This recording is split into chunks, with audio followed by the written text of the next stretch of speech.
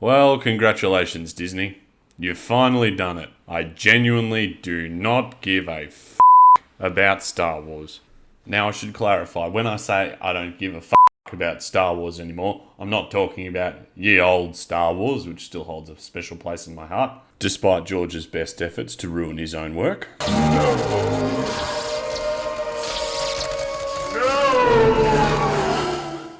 I'm talking about Disney Plus Star Wars.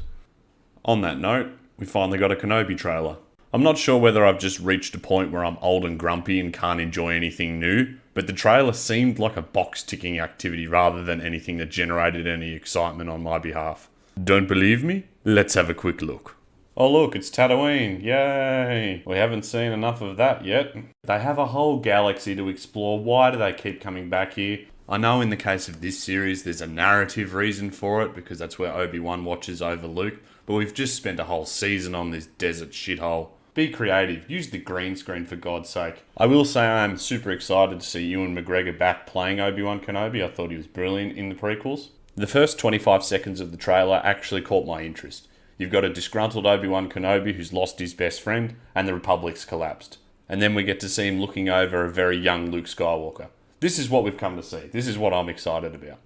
Then for me, the direction shifts, and this is where the trailer loses me. They just throw Duel of Fates in there for no apparent reason other than to build hype, but then the footage that goes with it is so boring that I'm wondering why they even used it. If you're going to use Duel of Fates, you got to do it to the crack of a lightsaber and then go straight into some swift action. Seriously, it's one of John Williams' best pieces of music. Don't waste it on something like this. I don't know how that one piece of music can make the Game Boy Color game of The Phantom Menace exciting, and yet this trailer looks so bloody boring.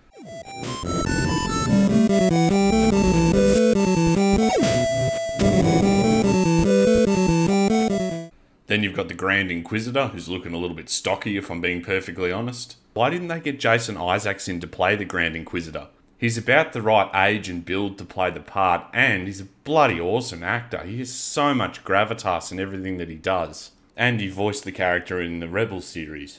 Jason Isaacs is like a classically trained actor. It would have been awesome to have him and Ewan McGregor facing off. But yeah, another missed opportunity. I will say this for the Grand Inquisitor though, it seems like he's been reading the Disney hiring spreadsheet. Diverse strong lady of colour? Check. Strong imposing lady of slightly less colour? Check.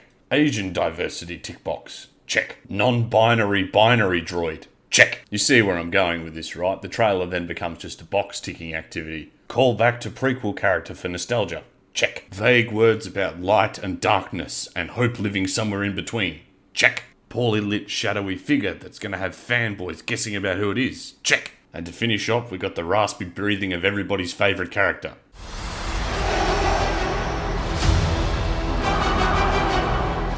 Check. This is a tough one for me. It's hard to get excited for Star Wars on Disney Plus when we've been burned so many times by Disney and what they've done to the sequel trilogy, then Boba Fett. There's a big part of me that just wants them to leave Star Wars alone and stop wrecking things. Remember when Star Wars was good? You remember Empire Strikes Back? My God, I love The Empire Strikes Back. Remember when it was being handled by people who actually knew how to make movies? And not this dickhead. I never disliked the prequels. I know some people feel really passionate about them, but I'd take them in a heartbeat over some of the stuff that Disney's thrown at us in recent history. I was so excited back in 2012 when George sold the rights to Disney. It didn't seem possible that Disney could screw up Star Wars. I mean, they were one of the largest film companies in the world. Throw enough money at something and it's going to be good, right? But now it's like a lucky dip. Are we going to get something good like we did in Rogue One? Or are we going to get punched in the dick like we did in The Last Jedi? I swear being a Star Wars fan recently is like being in a toxic relationship. Sure, you remember when stuff was good, but that doesn't stop the beatings that are happening now. When a new Star Wars is announced, I get anxiety rather than getting excited about it because I'm just wondering how they're going to screw it up next. Hey, maybe I'll be wrong on this one, but in the immortal words of young Obi-Wan Kenobi, I have a bad feeling about this.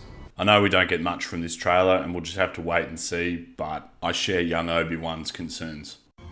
Come on, let's keep a little optimism.